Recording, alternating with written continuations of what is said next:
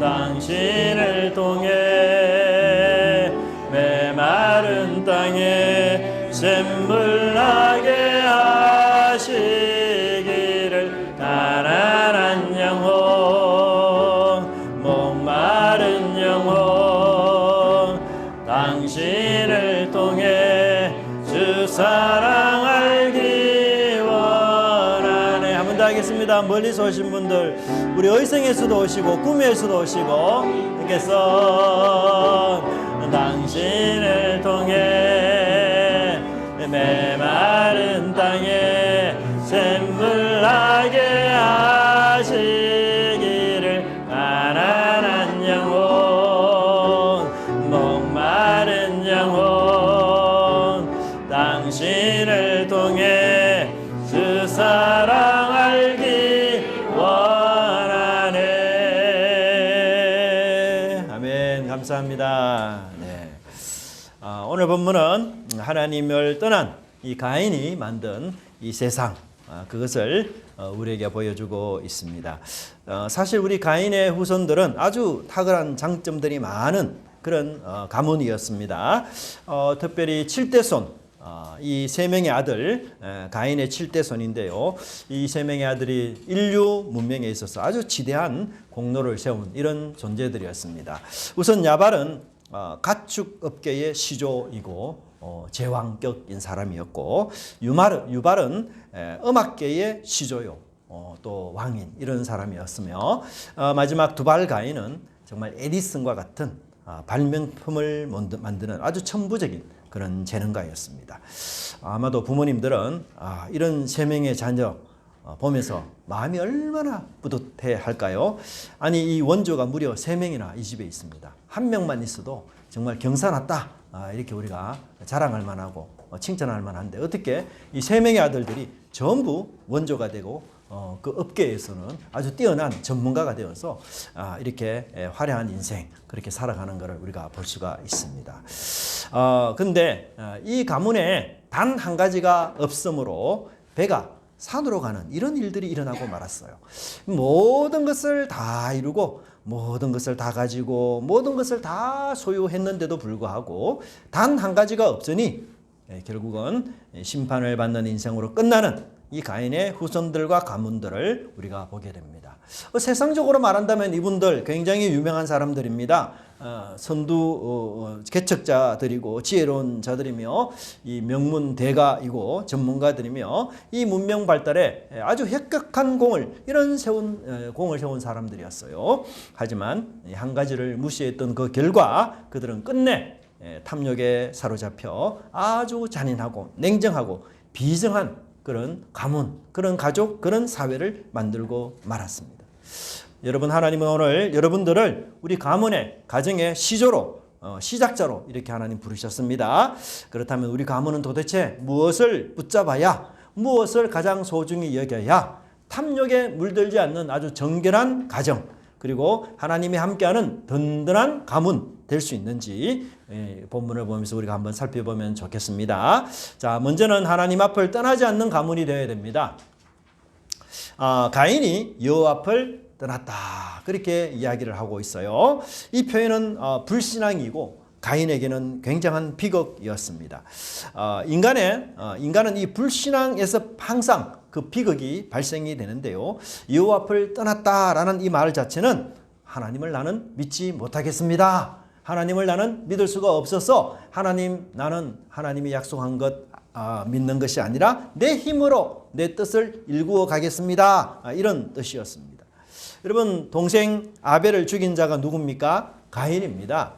하나님은 그에게 심판을 내렸는데, 이때 당시 하나님의 심판을 들은 가인은 어떻게 호소를 했는가 하면, 하나님, 이 지면에서 나를 쫓아내시온즉 내가 주의 낯을 배웁지 못하겠습니다. 내가 땅에서 피하며 유리한 자가 되겠습니다. 물은 나를 만나는 자마다 나를 죽이겠습니다. 라고 하나님께 호소를 했습니다. 근데 앞의 내용을 보면, 아이고, 나는 주님 얼굴 못 뵙는다는 것, 주님 앞을 떠난다는 것, 이건 너무 두려운 일입니다. 나는 하나님 떠나기 싫어요. 나는 하나님과 함께 있고 싶습니다. 하나님 얼굴 뵙지 못하는 것, 그건 나에게는 너무너무 큰 불행입니다. 여러분 가인의 말을 액면 그대로 본다면 야 정말 대단한 믿음 아닙니까? 깊은 신앙인입니다. 하나님과 어떻게 하든지 함께 있고 싶어하고 하나님과 가까이 있고 싶어하고 하나님 앞에서 살고 싶어하는 그런 고백이에요. 정말 놀라운 믿음을 가진 사람 아닙니까? 그런데 16절에 보면 결국 가인이 여호와 앞을 떠났다 그렇게 말하고 있어요. 사실 가인은 어차피 하나님 앞을 떠날 사람입니다. 그런데도 내가 하나님 앞을 떠나 사는 건 너무너무 두려운 일입니다. 이렇게 말하는 이유는 뭡니까? 그것은 바로 14절 마지막 부분에 자기 목숨을 건지기 위함이었어요. 그는 14절에 물은 나를 만나는 자마다 나를 죽이겠나이다. 즉 자기 목숨을 구걸하기 위해서 하나님을 향해서 앞에는 좋은 아부의 발언들을 하나님께 드렸던 것이었어요. 그래서 하나님 가까이 있고 싶습니다. 하나님 떠나지 마십시오. 하나님 얼굴을 항상 뵙기를 원합니다. 이 말은 허언이요 거짓에 불과한 것이었고 하나님으로부터 이런 동정을 얻어서 자신의 목숨을 구하려는 이 얄팍한 상술에 불과했던 것이었습니다. 여러분 가인이 자신을 죽이는 자들이 있을까 두려워했다라는 말은 아마도 이 가인 외에도 아담과 하와가 여러 자녀들, 혹필이 딸들을 이렇게 둔 것으로 보입니다. 그리고 후에는 셋도 출산하게 됩니다. 그래서 아마도 그 후손들이 자신을 찾아와서 당신이 우리 형 아벨을 죽이지 않았느냐 이러면서 이 아벨의 피해 복수를 할까 그렇게 두려워했던 것으로 보입니다.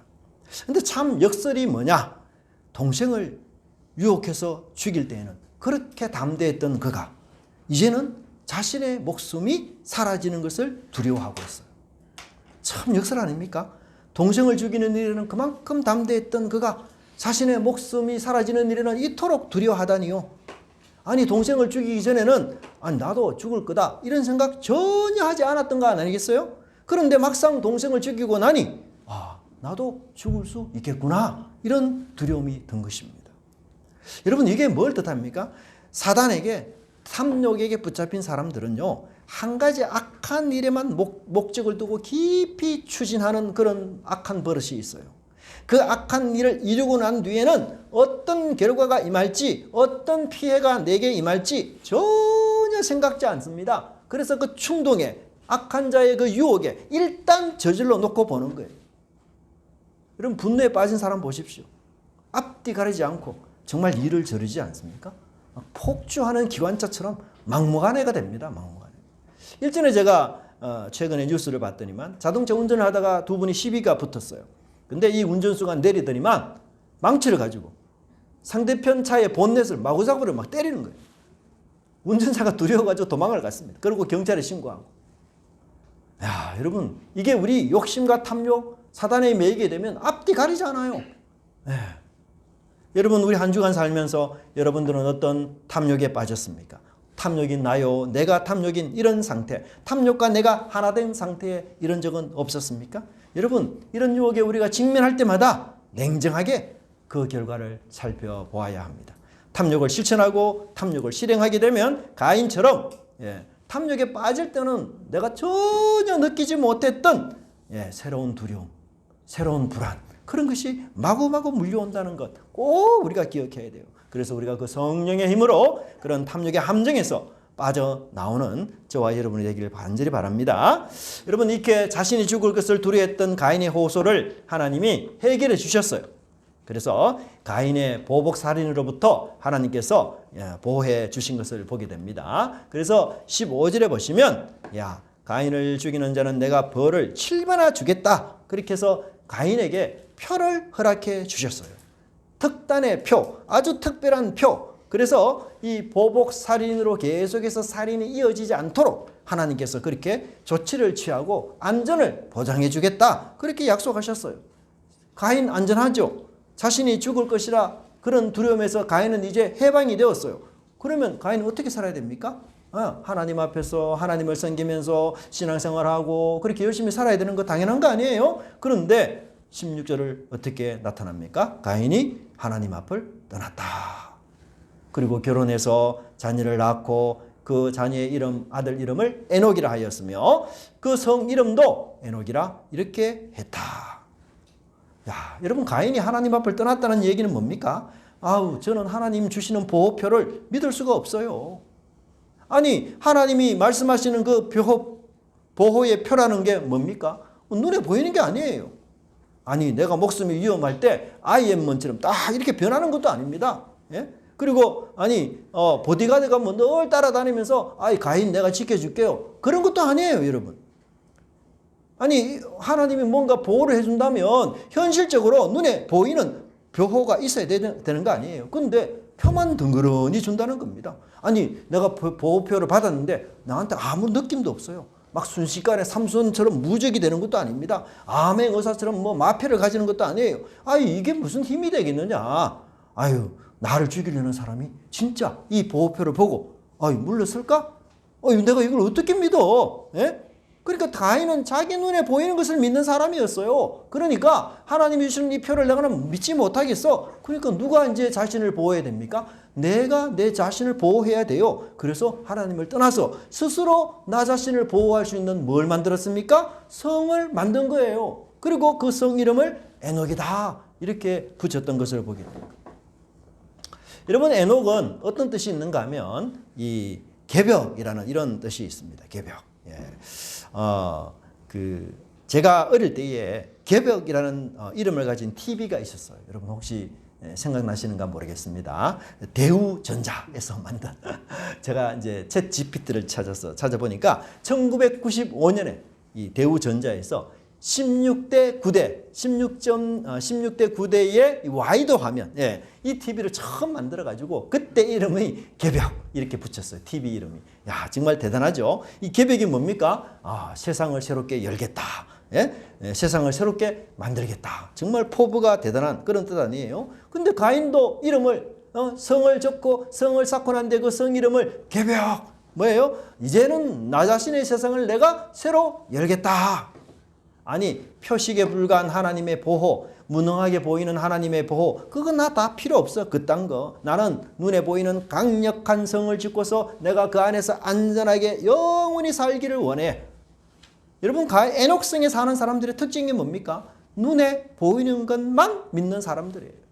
눈에 보이지 않는 온 세상을 창조하신 하나님은 안중에도 없습니다. 하나님의 약속 믿을 바가 못 된다는 거예요. 그래서 이 에녹성의 주인은 누굽니까? 하나님이 아니라 바로 인간입니다. 이 에녹성에서는 하나님을 지워버리고 하나님 말씀을 삭제합니다. 힘과 권력이 하나님으로 삼는 곳이고 무력을 신으로 숭배하는 곳입니다. 이러한 에녹성은 바로 에덴 동산에 대한 도전입니다.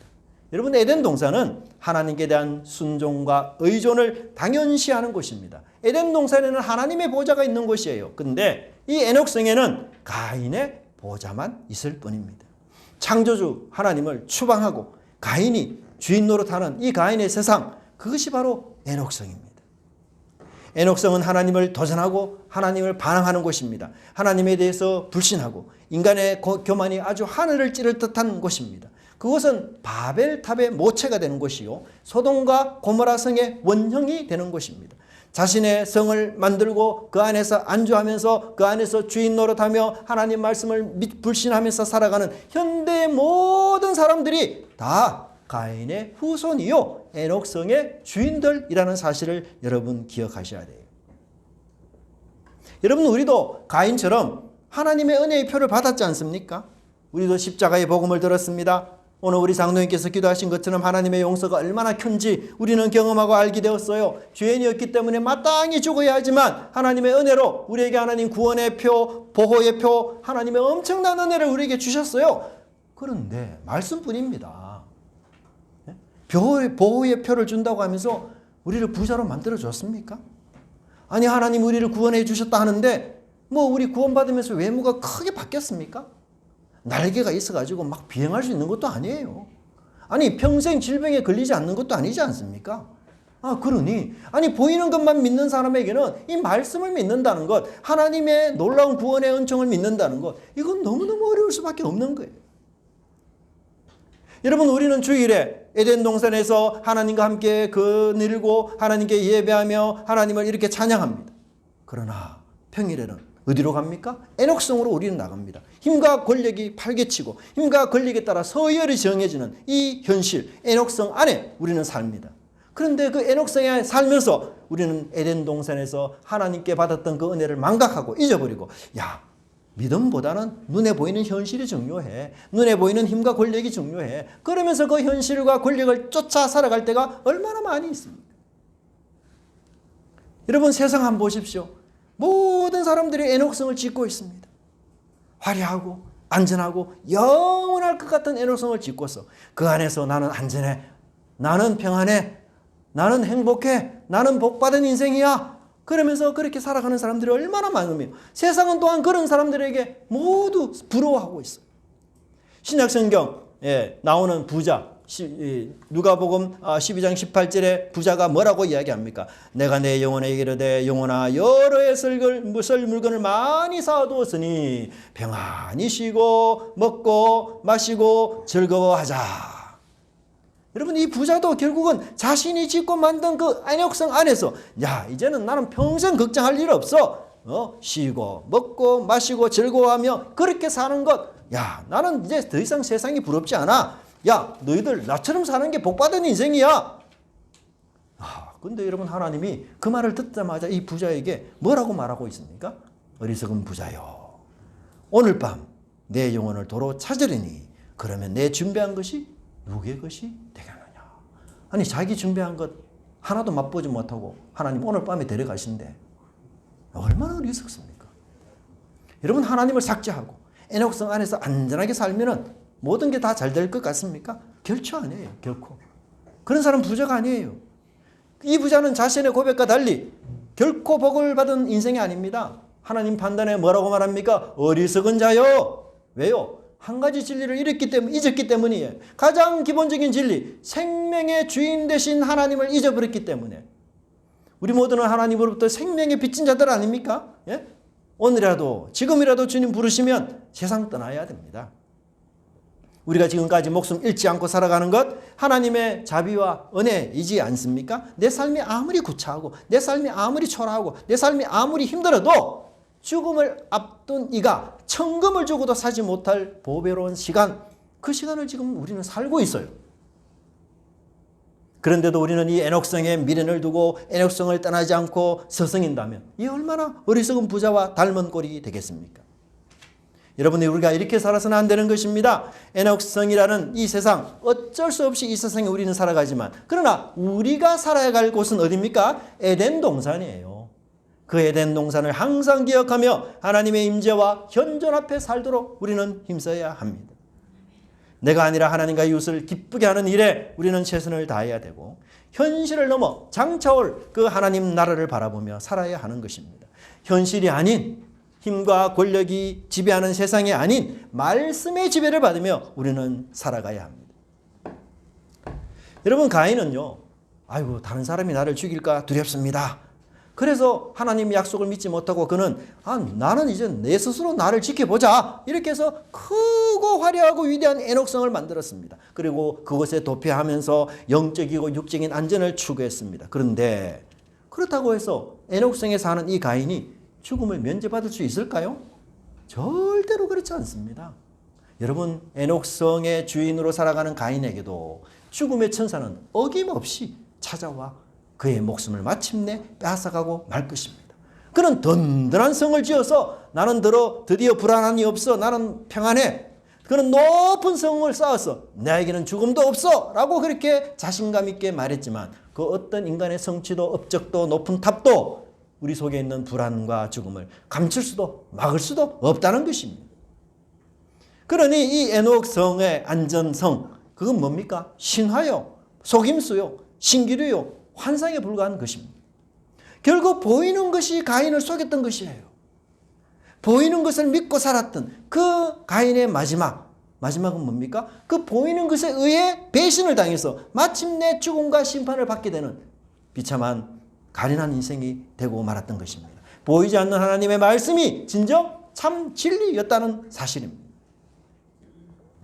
에녹성의 사람들은 안전을 위해서, 위기를 모면하기 위해서 힘과 권력을 의지했던 사람들이에요. 그러나 에덴 동산의 사람들은 인간의 힘과 권력에 한계가 있음을 깨닫고 누구만을 의지하는 사람들입니까? 하나님만을 신뢰하고 의지하고 내가 나를 지킬 만한 그런 무엇이 없다 할지라도 하나님이 나를 지켜주시고 인도하시리라는 믿음으로 살아가는 사람입니다. 그래서 성경은 놀랍게 우리에게 무엇을 증거하고 있습니까? 가인의 아들 에녹과 셋의 6대손 에녹을 대조하고 있어요. 에녹은 여러분 가인의 아들 에녹은 그 성을 지었지만 에녹 성과 동행하던 가인은 결국 죽음을 피할 수 없었어요.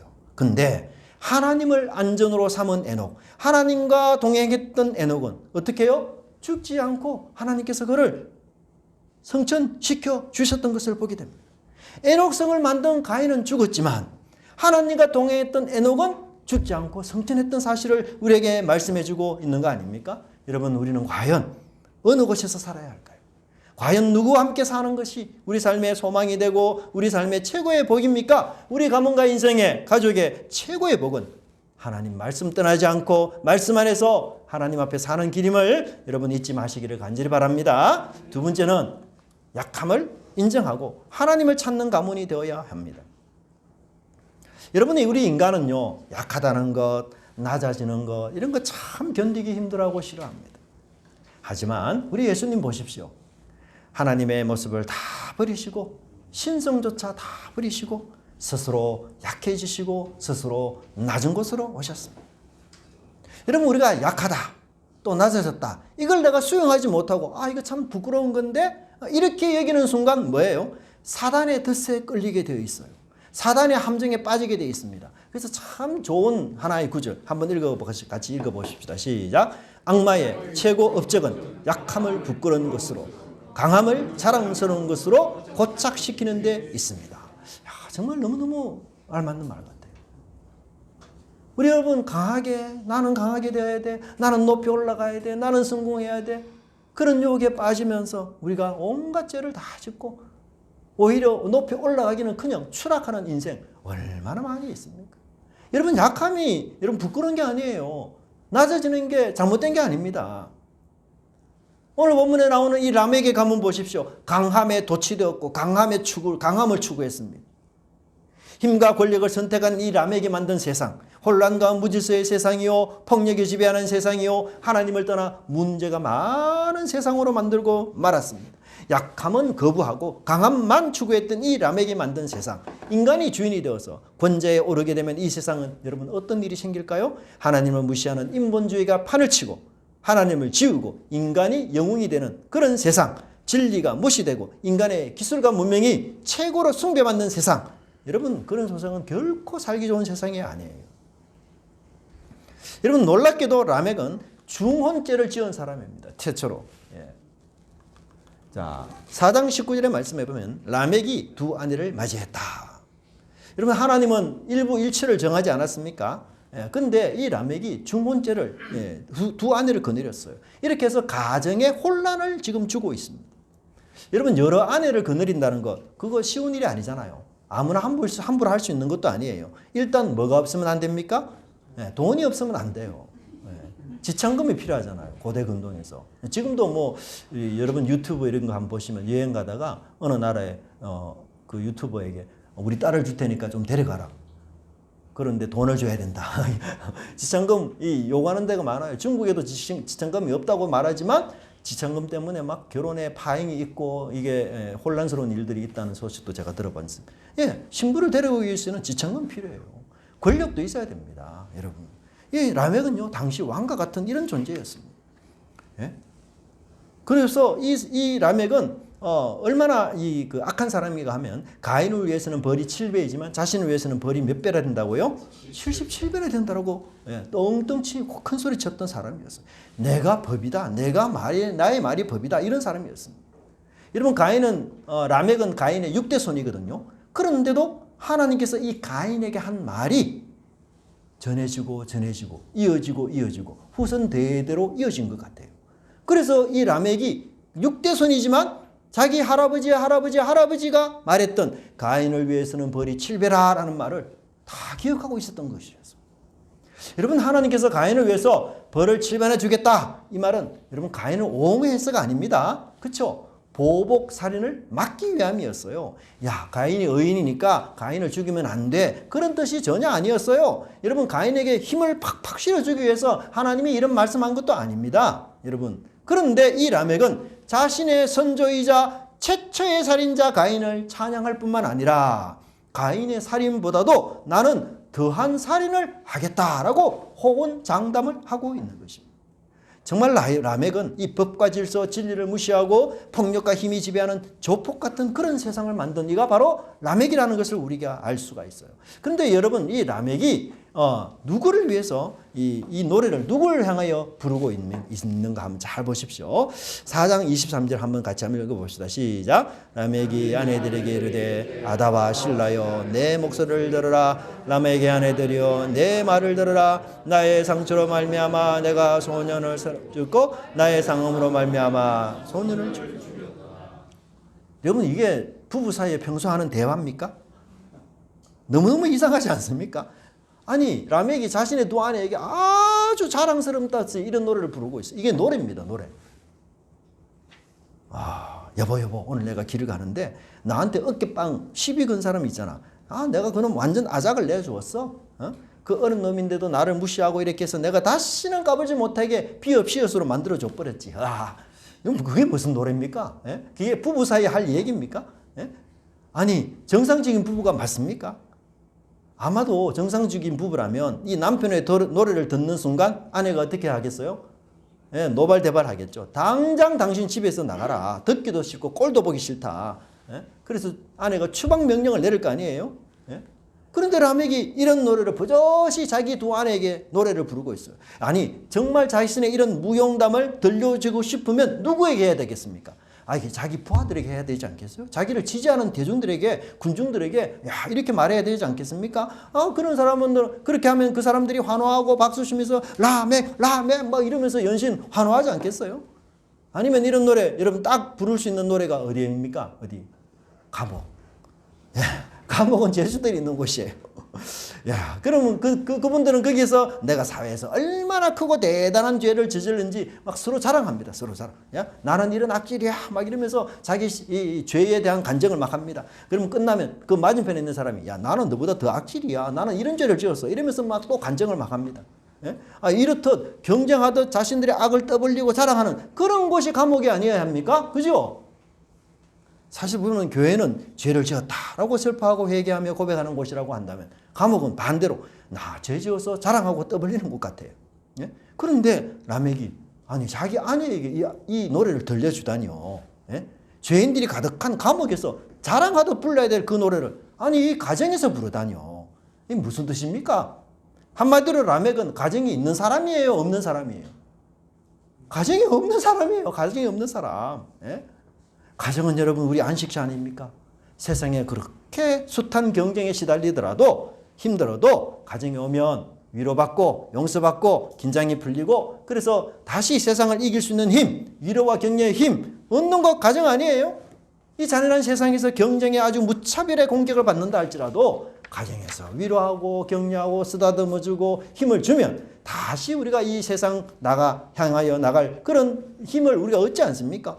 그런데 라멕에게는 가정이 없어요. 마음의 안식처가 없습니다. 심지어 그에게는 두 아내가 있었지만 그 어떤 아내에게서도 참된 안식처를, 참된 평화를 누리지 못했어요. 그래서 이 두 아내 아다와 실라를 향해서 그는 자신의 살인과 자신의 죄를 아주 자랑삼아 떠벌립니다. 무슨 뜻입니까? 두 아내가 이 말을 들었을 때, 이 노래를 들었을 때 어떤 느낌이 들겠어요? 여러분, 공포죠, 공포. 라멕이 지금 하고자 하는 말이 뭡니까? 이 노래를 통해서 나 무서운 사람이야. 나 건들지 마. 나 조심해. 당신까지도 나 건드리면 안 돼. 이 라멕에게는 아내들까지도 경쟁 대상이 돼요. 그래서 아내에게 협박, 위협, 그래서 군림하려고 하는 것입니다. 라멕은 사랑과 신뢰가 실종되었어요. 상실한 삶을 살고 있는 그는 냉혈한입니다. 주위에서 믿을 사람 아무도 없습니다. 심지어 자기 아내조차도 믿지 못할 사람이에요. 그래서 그는 살인의 노래를 부르면서 아내를 위협하고 아내를 협박하는 그런 사람이었습니다. 여러분, 라멕의 후손들이 농업과 음악, 여러 가지 기구를 만드는 탁월한 능력을 가진 그 세 명의 아들을 두었던 그런 유명한 사람 아닙니까? 정말 인생에서 성공한 사람 아닙니까? 근데 그의 마음은 너무 비정하고 너무 냉담하고 꽁꽁 얼어붙어 이 권력과 힘에 중독이 되어서 아무도 주변에 믿을 사람이 없는 철저하게 외로운 사람이었어요. 권력과 힘을 자식에게라도 나누어주면 안 되고 심지어 아내들에게라도 나누어주면 안 됩니다. 나누어주는 순간 이 라멕은 권력과 힘의 먹잇감이 되어버리기 때문에. 그래서 이런 살인의 노래를 부르면서 주위 사람들이 반란하지 못하도록 가까운 사람들이 저항하고 반역하지 못하도록 그렇게 누리면서 살아갔던 인생이 라멕이었어요. 라멕은 여러분 외로운 인생이고 공허한 자입니다. 그는 세상을 다 가진 자입니다. 성공한 자요 권력과 힘의 정점에 이른 자입니다. 그러나 허무하게도 그의 마음은 텅텅 비었습니다. 그의 영혼은 초라하고 지극히 가난했습니다. 안식할 수 있는 곳이 없는 영혼이었어요. 아무도 믿을 사람이 없습니다. 나 외에는 모든 사람이 적과 원수였어요. 자신 외에는 아무도 사랑하지 않는 사람, 그가 바로 라멕이었던 것입니다. 여러분 이런 사람의 특징이 뭔지 아세요? 이런 사람의 특징이 주변을 항상 폭력과 힘으로 다스려요. 자기가 가진 게 그것밖에 없기 때문에. 그는 참된 사랑을 한 적도 없고 믿음과 신뢰를 소유한 적이 없기 때문에 오직 자기 손에 쥐어진 이 권력, 이 힘, 이 폭력으로 상대를 누르고 제압하는 것. 그것이 그의 장기요 득기요 그것만 할 수 있는 사람입니다. 여러분 우리 인류 역사를 보십시오. 라멕과 같은 자를 무너뜨리는 게 너무나도 어처구니 없게 가족들이 라멕과 같은 자를 무너뜨려요. 자식들이 라멕과 같은 자를 무너뜨립니다.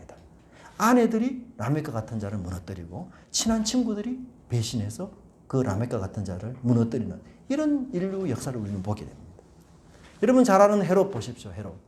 헤롯은 어떤 사람이었습니까? 그도 하나님의 이 헤롯이 무려 이 5명의 부인이 있었던 사람이었어요. 그런데도 불구하고 이 권력과 힘에 도취되어서 살인의 노래를 부르며 광기를 부리던 자였는데 권력의 불안과 의심 때문에 1명의 자녀와 아내와 또 3명의 자기의 자녀를 죽이고 말았어요. 네. 그래서 이 로마 황제 아우구스투스는 어떤 말을 했는가 하면 이 헤롯의 아들이 되느니 차라리 돼지가 되는 게 낫다. 이 돼지는 여러분 유대인들이 안 먹잖아요. 잡지도 않잖아요. 네. 근데 헤롯의 아들이 되는 건 너무너무 위험하고 두려운 일이라는 거죠. 헤롯의 이 살인 광기 때문에. 여러분 근데 이게 과거만의 일이 아니에요. 오늘 또 많은 지도자들이 라멕을 따라 살아가고 라멕이 그들의 우상이에요. 힘과 권력으로 사람을 지배하고 억누르려고 합니다. 자신의 말을 듣지 않으면 욕을 해대고 과음을 지르고 분노합니다. 최근에 여러분 어떤 군수가 나온 뉴스를 제가 봤어요. 여성에 대해서 엽기적 수준의 욕설과 폭언을 했다는 소식. 지역에선 나도 당했다라는 추가 폭력이 이어지고 군 의원에게 너는 세대갈이다 이런 욕설을 했다고 합니다.